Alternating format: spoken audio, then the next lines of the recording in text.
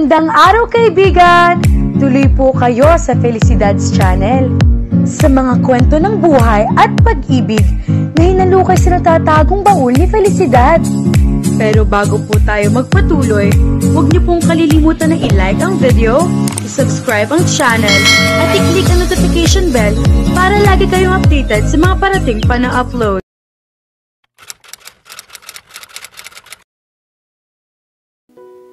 Ella, alam mo na ba ang bagong balita? Pabulong na tanong ni Diana kay Ella. Hindi pa, sagot niya.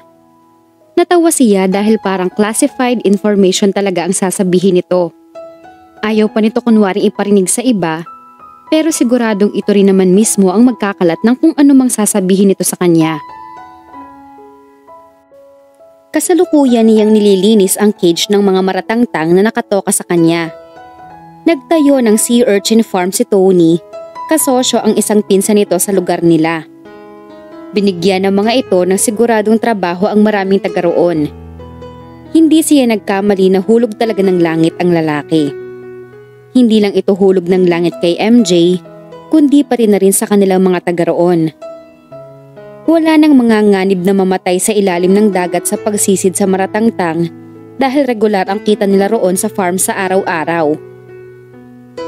Dumating na raw yung bagong manager ng farm. At super duper gwapo raw, Ella. Kaya nga panay ang punta ng mga kasamahan nating babae sa opisina para magpa-cute. Bakit hindi ka pa sumama sa kanila, ha, Diana? Para hindi mo ako naiistorbo rito. Gusto niyang matapos na agad ang paglilinis sa mga cage dahil balak niyang ipagluto ang kanyang ama ng kaunti. Birthday kasi nito ng araw na iyon. Magpapaalam siya mamaya sa opisina na magha-half day lang siya. Wala siyang nakikitang problema dahil si MJ naman ang immediate supervisor niya. Hoy, Ella! Narinig mo ba ang sinabi ko? Untag sa kanya ni Diana. Narinig ko. Bakit wala naman kang reaksyon? Hindi ka man lang ba na-excite sa ibinalita ko? Napangiwi siya. Bakit naman ako magiging excited sa balitang dala mo? Alam mo naman kung sino ang pinupuntirya ko rito sa farm. Tinetesting lang niya ang talas ng radar nito. Wala naman siyang partikular na nagugustuhan. Gusto lang niya ito ma-curious. Teka, bakit hindi ko yata naaamoy yan, Ella? Pakli nito. Sino ba ang pinupuntirya mo rito sa farm? Natawa siya dahil parang asong naglalaway ang itsura nito. Talamak talaga ang pagiging tsismosa nito. Humihina na ang radar mo, ha? Aba, magpahasa ka. Baka mapag-iwanan ka sa pansitan. Pangaasar niya rito. Masyado ka naman kasing malihim, Ella. Sagot nito. Nanahimik ito kaya alam niyang nag-iisip talaga ito. Ang alam ko lang, lagi mong sinasabi na gusto mong makapangasawa ng mayaman. Pero wala naman akong kilalang mayaman dito sa farm. Si Sir Tony lang. Kaso kay MJ na yon. Sino pa bang ombre na papasa sa standard na sinasabi mo? Hulaan mo na lang, Diana. Siguro naman bago tayo mag-harvest ng maratangtang, nahulaan mo na kung sino ang tinutukoy ko. Ang tagal naman. Natawa na lang siya nang bubulong-bulong na itong bumalik sa pwesto nito. 6 hanggang 7 buwan ang duration ng ipaghihintay nila bago ang unang ani sa mga sea urchins. Pagkatapos ng unang harvest, pwede nang umani kada 2 buwan. May 1,000 cages ang farm. Lahat silang mga tauhan sa sea urchin farm ay dumalo sa seminar na ibinigay ng BFAD. Lahat ng proseso sa pagkukulture ng maratangtang, pati na ang tamang pagkuha ng seaweeds na nagsisilbing pagkain ng mga sea urchins ay itinuro sa kanila. Lahat silang mga tauhan doon ay involved sa kanya-kanyang gawain. Enthusiastic silang lahat dahil bukod sa maayos ang kita nila, mababait pa ang mga may-ari ng farm. Bukod kay Tony, mabait din si Gino na isa pa sa may-ari ng farm. Ang yayaman nila? Sa loob-loob niya. Parehong nasa 30s lang ang edad ng dalawang may-ari ng farm, Pero can afford na ang mga ito na magkaroon ng bonggang-bonggang negosyo.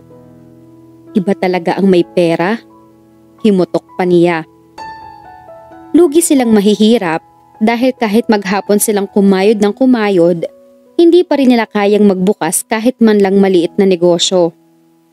Talagang lalong yumayaman ang mga mayaman sa Pilipinas dahil ang mga ito lang ang may kakayahang sumabak sa mga negosyo dahil ang mga ito lang ang may kapital. Kaya nga desidido siyang makapangasawa ng mayaman. Gusto niyang matulad kay MJ ang kapalaran niya para siguradong magbabago ang takbo ng buhay niya. Sinuyod agad ng mga mata ni Ella ang loob ng opisina ng farm. Pero wala sa pwesto nito si MJ. Si MJ, tanong niya kay V, isa sa mga staff sa opisina. Nasa loob ng opisina ng manager, sagot nito. Sinulya pa niya ang nakasarang pinto sa dulong kaliwa. Saka lang niya naalala ang sinabi ni Diana na dumating na nga raw ang manager ng farm. Hihintayin ko na lang dito si MJ, pwede ba? Oo naman, nintian siya ni V. Tumayo pa ito at ipinaghila siya ng silya. Alam mo namang malakas ka sa akin, Ella. Ako lang naman ang mahina sa'yo. Hindi siya kumibo.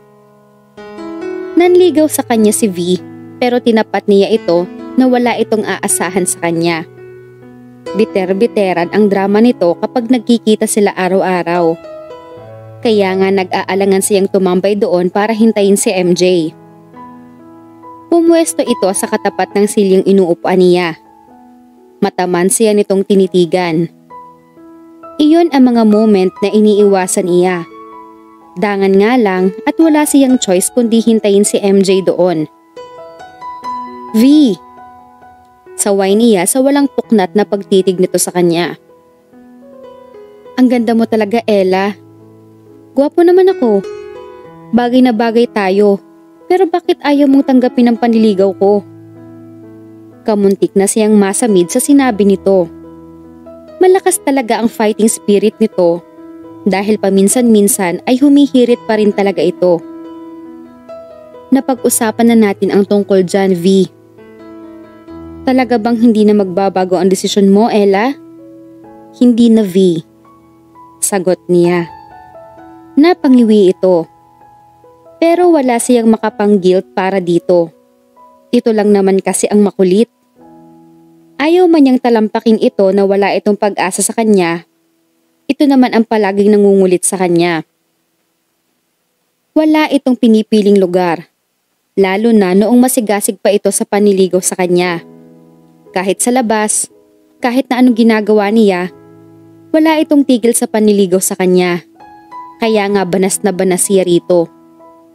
Akala niya, titigil na ito. Pero bumelo lang pala ito. Ano ba ang inaayaw mo sa akin? Stable naman ang trabaho ko rito sa farm. Kaya kong buhayin na magiging pamilya natin kung sakali. Kumunot ang noo niya. Iyon ang isa sa mga ikinaiinis niya rito. Mahilig itong mag-jump into conclusion. Ni hindi nga ito makapasa sa panliligaw sa kanya. Umaasa pa ito na bubuo sila ng isang pamilya balang araw. The height ng ilusyon. Ella.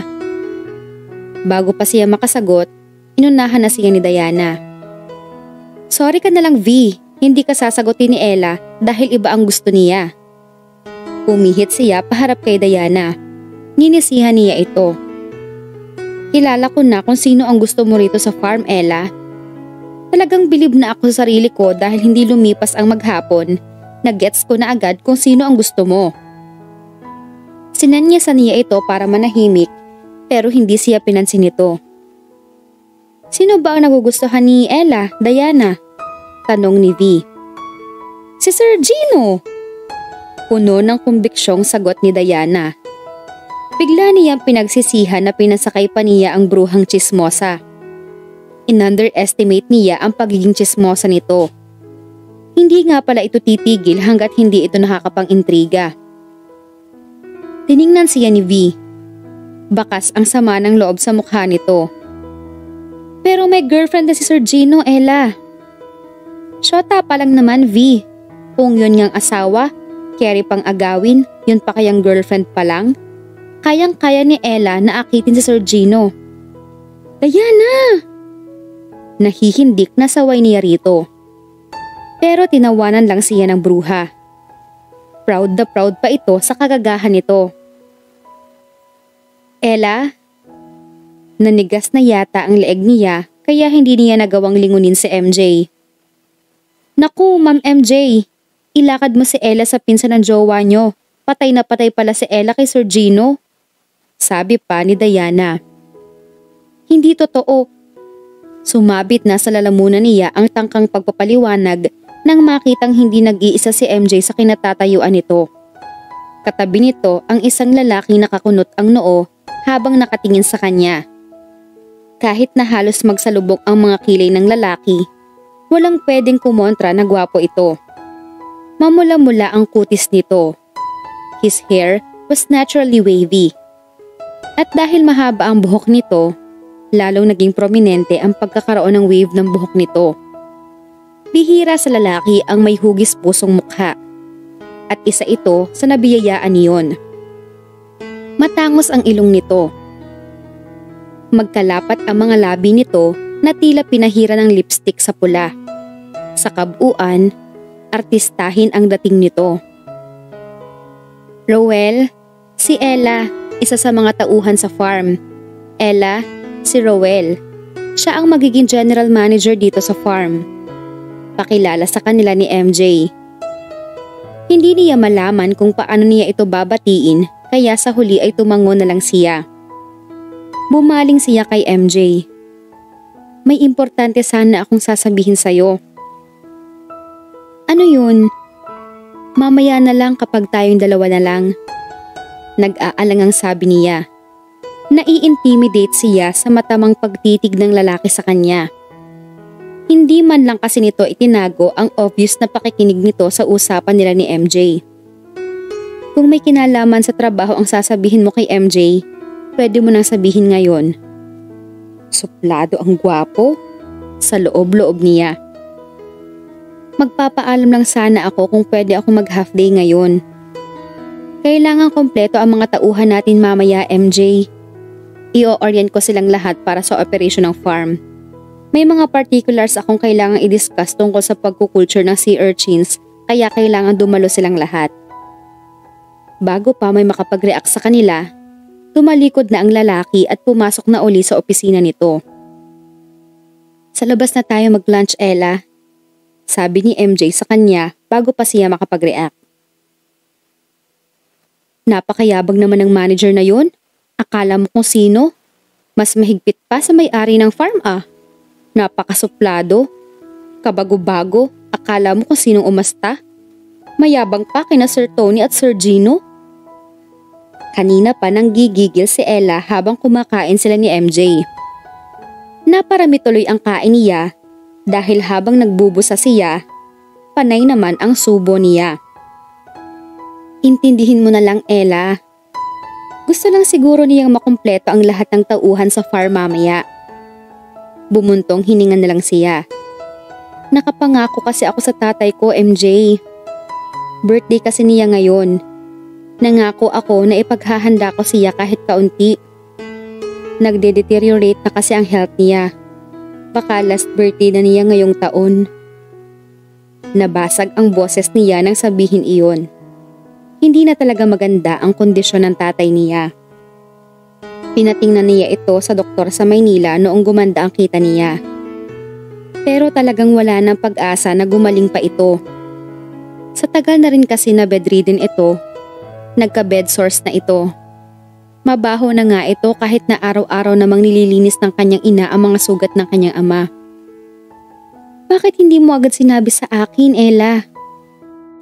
Nakikisimpatyang sabi ni MJ. Sige na, ako na ang bahala mag-explain kay Rowel. Lumakad ka na pagkakain mo para makapamalengke ka. Aabot pa naman sa handa mo yun. Baka sasentahin ako ni Sir Rowel kapag hindi ako dumalo sa orientation niya. Nabubwisit siya sa lalaki. Pero kahit na naiinis siya, ayaw naman niyang malagay sa alanganin ang trabaho niya. Gusto na niya ang trabaho niya sa farm.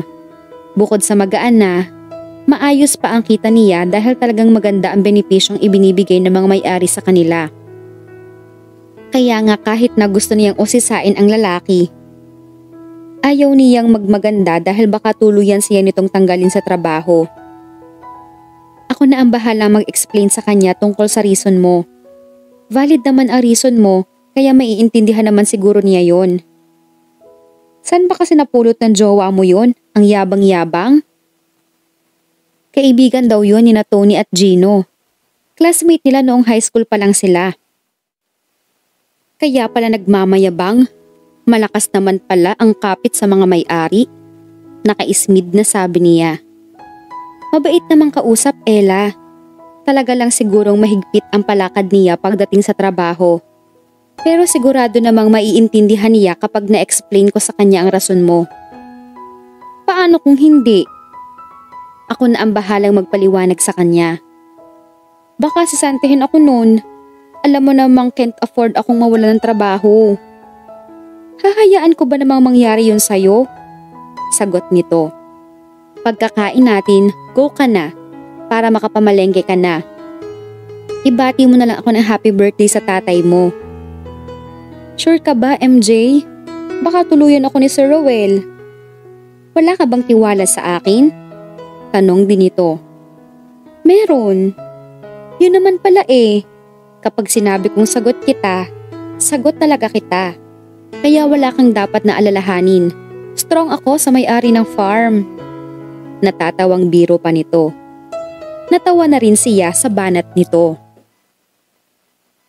Abangan ang susunod na kabanata.